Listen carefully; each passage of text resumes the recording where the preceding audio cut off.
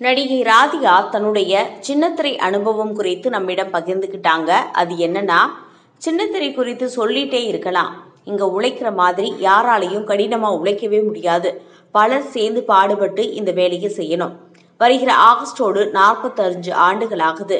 இதுவரையில நான் நடிக்காத ஒரே டைரக்டர் பாலச்சந்தர் சார் தான். நீங்க சக்சஸ்ஃபுல்லா தொழில் முனைவோர் ஆகணுமா, அதுக்கு என்ன பண்ணணும் அப்படின்னா, புன்னகைத்து கொண்டே பதில் சொன்னாரு.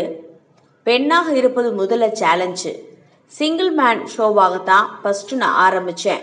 அதுக்கப்புறம் நிறைய பேர் என்னை ஏமாத்துனாங்க. எங்களை சீரியஸாகவே எடுத்துக்க மாட்டாங்க.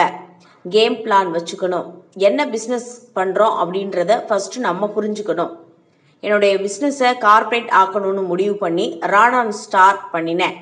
கடுமையாக உழைச்சேன். ஸ்மார்ட் அண்ட் சேஃபாக இருக்கணும், அவ்வளவுதான். இங்கே புரிஞ்சுக்க யாரும் இல்லை, புரிய வைக்கவும் யாரும் இல்லை. ஒரு தடவை ராதாரவி கால் பண்ணி என்கிட்ட, இந்த ஆளு உன்னை ரொம்ப தப்பாக பேசுகிறாருன்னு சொன்னார். நடிகர் நடிகைகள் பற்றி பேச பழைய காலத்து பத்திரிகையாளர்கள்னு ஒரு 10 பேர் இருக்காங்க. அவங்க உட்கார்ந்துட்டு என்னமோ பக்கத்துல இருந்து டார்ச் அடிச்சு பார்த்த மாதிரி அவங்களுடைய பர்சனல் கேரக்டர் அண்ட் ஃபேமிலியை பற்றி ரொம்ப அவதூறாக பேசுகிறாங்க. நாங்கள் சினிமாவில் நடித்த காலகட்டம் வேற, இன்னைக்கு இருக்க காலகட்டம் வேற.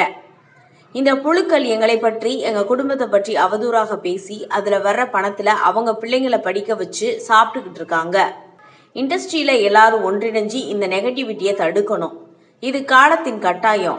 ஒருத்தருடைய பர்சனல் லைஃப் பற்றி பேச யாருக்கு எந்த உரிமையும் கிடையாது. என்னுடைய வாழ்க்கையோ, வாழ்க்கை பயணத்தையோ, என் உழைப்பையோ, என் வெற்றியையோ உன்னால் ஒரு செகண்ட் கூட ஒன்றுமே பண்ண முடியாது. நாங்கள் எல்லாம் கஷ்டப்பட்டு உழைச்சி வந்தவங்க.